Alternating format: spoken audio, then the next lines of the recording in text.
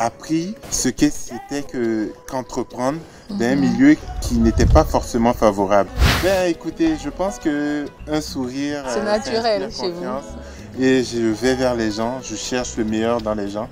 Et je me suis rendu compte que quand on fait preuve d'ouverture, généralement, il y a toujours de bons retours. Il faut vous réveiller à 3 h du matin, ben, il faut vous réveiller à 3 h du matin, faire ce qu'il y a à faire, être prêt à 8 h du matin avec le sourire pour faire ce que vous avez à faire. Et quand vous quittez le client, même s'il est 23 h, il faut encore travailler pour préparer la journée suivante.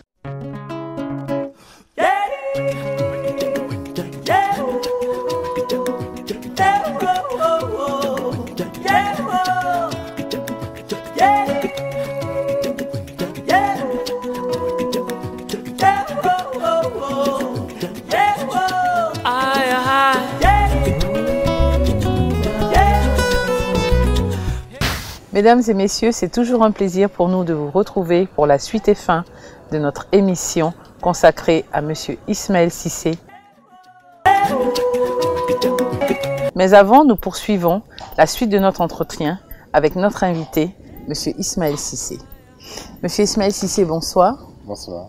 Je suis sûre que nos téléspectateurs trépignent d'impatience pour connaître la suite de votre parcours. Nous le disions dans la première partie de notre émission, vous faites vos études en Côte d'Ivoire et au Canada, vous enchaînez les postes de responsabilité dans de grandes entreprises de renommée mondiale et pourtant vous allez tout plaquer pour rentrer au pays et créer votre propre entreprise.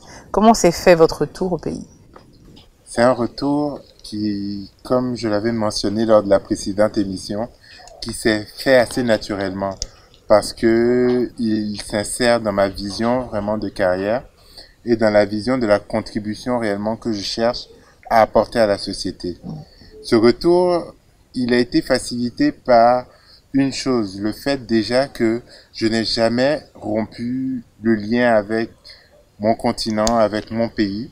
Donc je faisais des retours réguliers en Côte d'Ivoire, ce qui m'a permis de rester imprégné de l'environnement des affaires en Côte d'Ivoire et de connaître les différents acteurs. Un autre facteur qui a favorisé ce retour, c'est vraiment le support en termes de réseau, non seulement local, mais aussi à l'international. Une chose indéniable, c'est que rentrer au pays comporte des enjeux. Rentrer au pays en tant qu'entrepreneur est encore plus ardu, mais quand vous êtes bien accompagné, que vous avez les bons réseaux, disons que ça facilite un peu l'expérience. Vous n'aviez pas d'appréhension avant de démissionner? Disons que, comme je le mentionnais précédemment, c'était dans mon plan de carrière. Et ma transition s'est faite vraiment en toute intelligence avec mes précédents employeurs qui, plus ou moins, connaissaient mes aspirations et savaient réellement ce qui me motivait.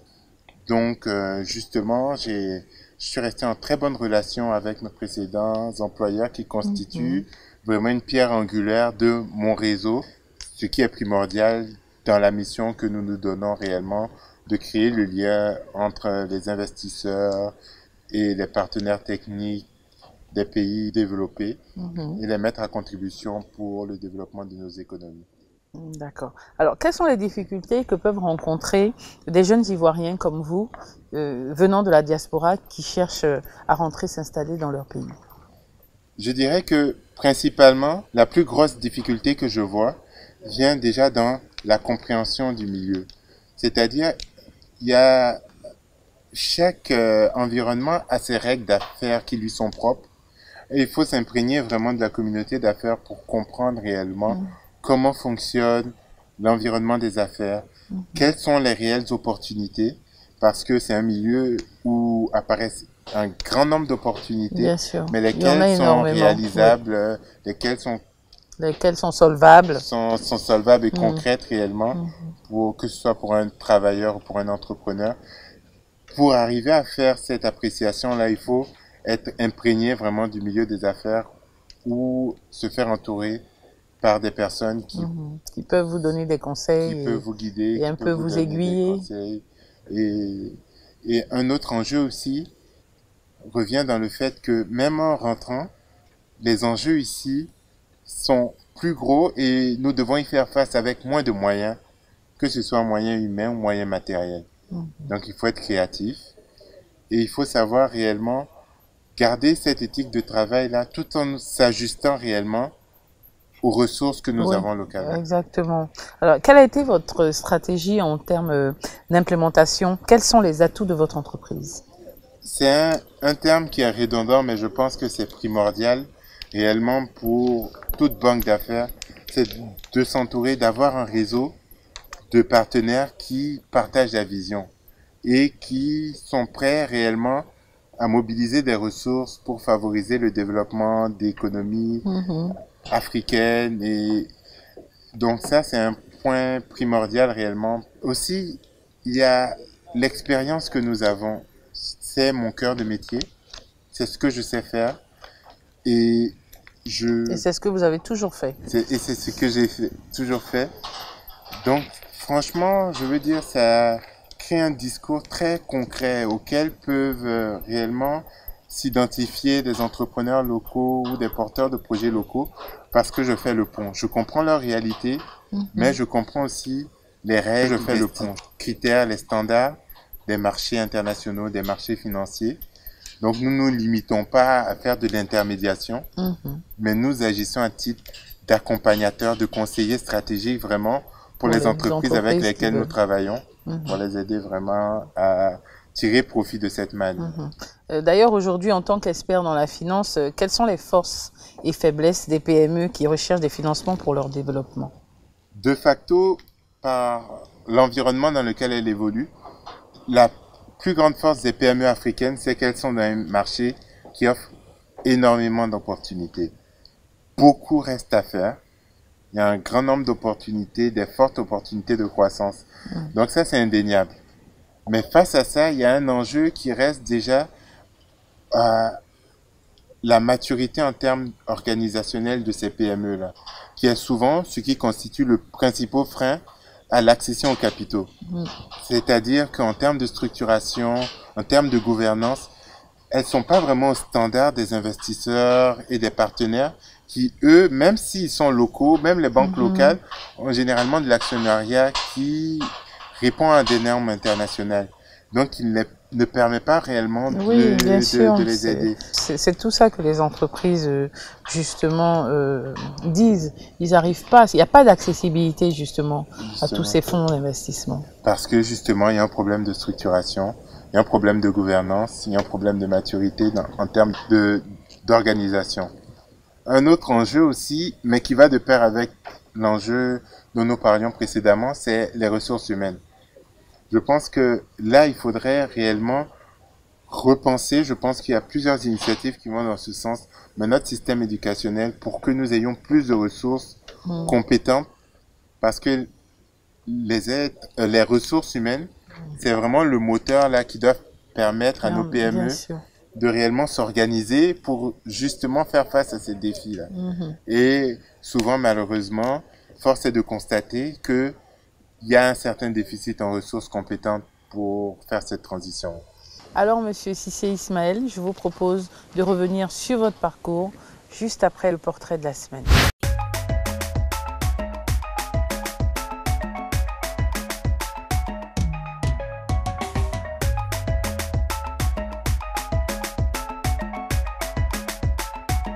Bonjour, je m'appelle Marie-Claude Cattier.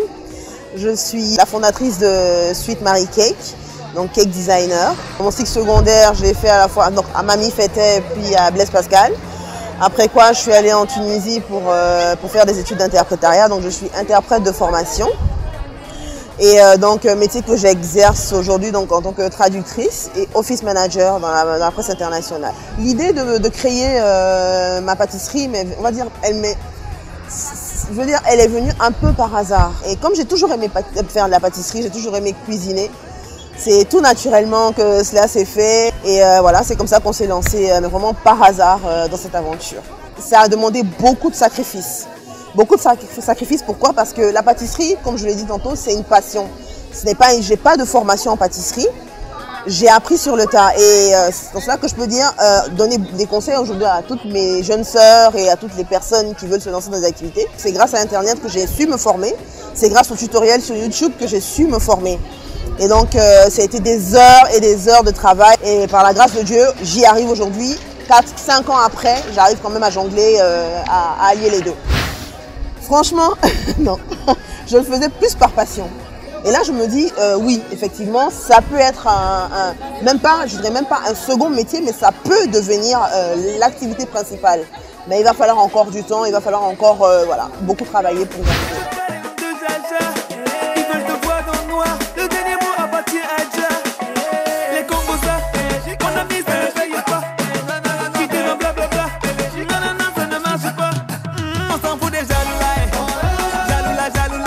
Dans 10 ans, il faut dire que Marie-Claude voit Marie Cake, donc Sweet Marie Cake, implantée un peu partout en Afrique francophone. Pourquoi francophone? Parce que c'est un art qui est anglophone à l'origine et c'est un art qui est appelé à être développé dans la sous-région, donc dans notre sous-région. Donc j'entends par là le Mali, le Togo, le Bénin et tout. C'est assez délicat. Pourquoi je pourrais dire que c'est assez délicat? Parce que je pourrais dire que j'ai commencé avec 10 000 francs. 10 000 francs, je m'explique. Parce que j'ai fait un premier gâteau pour une personne, donc une amie, qui a vraiment aimé. Et c'était avec 10 000 francs. Et c'est avec ces 10 000 francs-là, après, avec la publicité qui a été faite, autour. Aujourd'hui, je peux avoir un petit bénéfice de 20, 30, 40 000 francs. Je vais acheter du matériel, je vais acheter ce qu'il me faut pour travailler au fur et à mesure. Donc, ils peuvent nous permettre de lancer nos différentes activités. Donc il faut capitaliser aussi sur ces outils-là, à travers lesquels, moi je dis, mes premiers gâteaux, ils figurent encore sur Internet. Malgré tes problèmes, mon gars, dis-toi qu'il y a pire. L'Afrique a connu la misère, mais a gardé le sourire. Tant que tu respires, mon ami, il y a de l'espoir. Il faut y croire, la vie est un combat, mais si le Togo peut te faire croire. Bienvenue dans l'univers de Marie Cake. Suivez-moi pour une petite visite dans mon atelier.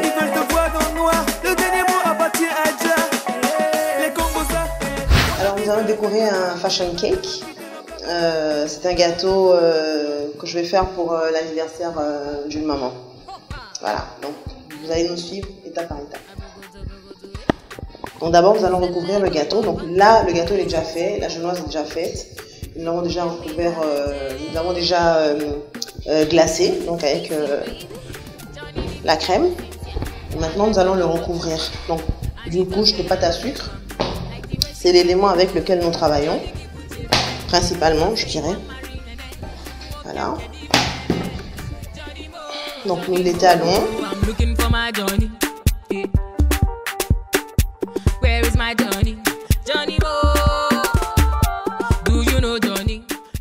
Donc ça va être la base de notre décoration.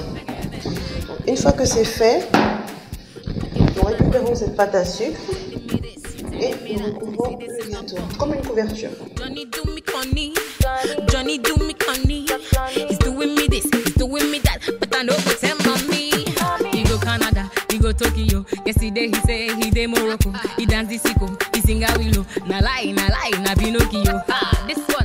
Donc maintenant que c'est fait, nous allons mettre notre gâteau au frais, le temps de préparer la décoration qui va aller dessus. Donc maintenant nous allons commencer l'élément principal de notre déco, qui est le visage. Donc nous allons faire un visage, le visage d'une femme.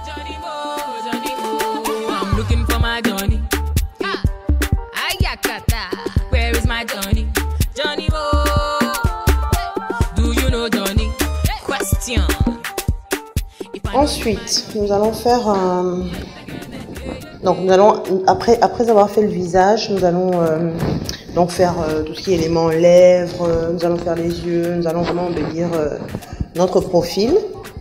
Et donc ce sera en fait le visage d'une femme donc de profil avec qui porte un grand foulard en fait.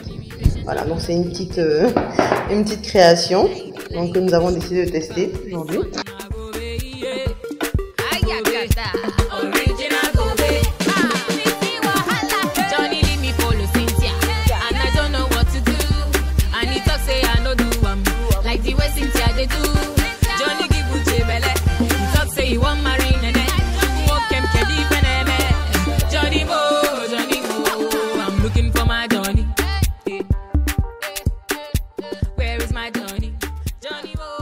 Nous allons maintenant passer à l'habillage du gâteau.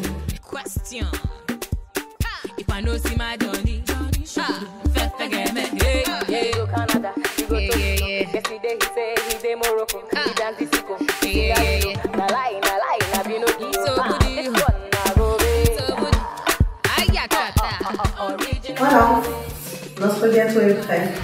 À toutes celles qui rêvent d'entreprendre, je dirais qu'il faut croire en vous. Il faut croire en votre potentiel. Il faut croire en vos rêves. Parce que derrière, derrière une grande entreprise, à l'origine, il y a toujours eu un rêve. Mais ces personnes-là qui ont réussi à atteindre cet objectif-là se sont donné les moyens. À travers leur persévérance, à travers le travail accompli. Donc il faut croire en vous. Il ne faut pas baisser les bras. Il y a des moments très difficiles. Mais ces moments très difficiles vous préparent justement à tout ce que vous aurez à surmonter comme épreuve. Donc croyez en vous, avec une bonne dose de foi, une bonne dose de prière, et vous y arriverez forcément.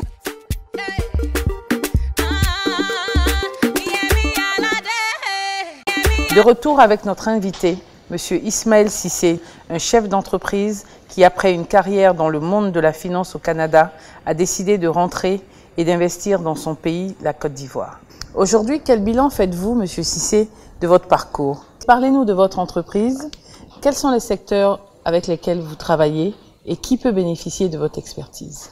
Nous travaillons tant avec des organisations gouvernementales et publiques pour les aider vraiment à mobiliser les capitaux, les ressources pour la réalisation de leurs projets stratégiques. Mais nous travaillons aussi avec les grandes entreprises et les PME, toujours dans cette logique-là d'avoir accès à des sources de financement variées, que ce soit en fonds propres ou en dette ou en subvention. Donc, nous donnons accès à des investisseurs, à des projets bien structurés, bien montés et à des projets fortement générateurs de valeur et qui sont à même vraiment de les aider dans leur stratégie d'investissement. Nous travaillons avec des entrepreneurs, des grandes entreprises pour les aider à mieux se structurer, pour améliorer leur performance, à faire face aux différents enjeux qui viennent avec la croissance, un environnement qui devient de plus en plus concurrentiel. Donc les entreprises doivent savoir se faire accompagner pour relever un ensemble de défis. Est-ce que toutes les entreprises peuvent bénéficier d'un fonds d'investissement ou est-ce qu'il faut répondre à des critères bien précis? Effectivement, pour les aider, les fonds d'investissement ont des critères d'investissement qui sont bien précis. Mais pourquoi il est encore primordial de se faire accompagner, c'est qu'il y a différentes sources de capitaux qui conviennent à l'entreprise à différentes étapes de maturité. Okay. Voilà pourquoi il est important de se faire accompagner pour arriver à identifier ça. Un fonds d'investissement n'est pas forcément la source de capitaux la plus appropriée, dépendamment des enjeux auxquels se trouve confrontée une entreprise. D'accord. Donc, il y a tout un écosystème qui doit être mis en place, qui, effectivement, n'est pas ce qu'il devrait être, mais qui est en constante amélioration, qui devrait permettre aux entreprises de faire face à des acteurs différents en fonction des différentes étapes de croissance à laquelle elles se situent. Merci pour les informations. Nous sommes presque à la fin de notre émission. Quelles sont vos perspectives à court et moyen terme? Nos perspectives à court terme, je dirais que nous travaillons sur plusieurs projets, notamment avec certaines institutions locales, pour favoriser l'accès au financement des PME. Donc c'est une problématique qui est une des priorités gouvernementales. Donc nous avons une expérience acquise à travailler auprès d'acteurs de l'industrie. Nous connaissons les entrepreneurs, nous travaillons avec eux, nous comprenons leurs problématiques. Donc nous voulons mettre ces connaissances-là, en plus de nos compétences techniques, au service vraiment de ces institutions qui cherchent à trouver des solutions durables à cette problématique. À moyen terme aussi, nous croyons à la bourse comme un autre vecteur de développement parce qu'elle donne accès à du financement patient qui peut permettre d'investir dans des entreprises à long terme, qui peut permettre de catalyser les ressources en capitaux local des investisseurs locaux et du grand public. Et pour finir, nous avons une vocation sous-régionale, voire régionale. Donc, nous nous voyons vraiment augmenter notre emprise dans toute la sous-région et dans toute la région. D'accord. Alors, quels conseils pouvez-vous donner à tous ces jeunes qui nous regardent et qui voudraient s'inspirer de la carrière que vous avez? Mes conseils seront tout simples. Je pense que le conseil qui est primordial, c'est tout d'abord d'avoir une vision claire de sa carrière, savoir ce que nous voulons réaliser, quel est notre projet personnel et de faire tous les choix qui s'imposent en fonction de ce projet personnel. à faire face aux différents obstacles. Et pour finir, le deuxième gros conseil que je donnerais, c'est de ne pas avoir peur de l'échec, de ne pas avoir peur de prendre des risques. Tant que nous sommes sur un chemin qui nous passionne et que nous n'avons pas peur du travail, je pense que le succès est garanti. Merci Monsieur Ismaël Cissé d'avoir accepté notre invitation et encore une fois félicitations pour votre parcours et merci pour tous vos conseils. Merci à vous. Mesdames et messieurs, ça a été un réel plaisir pour moi de vous entretenir. Je vous donne rendez-vous la semaine prochaine pour un nouveau numéro de Leitmotiv et d'ici là, que Dieu vous garde.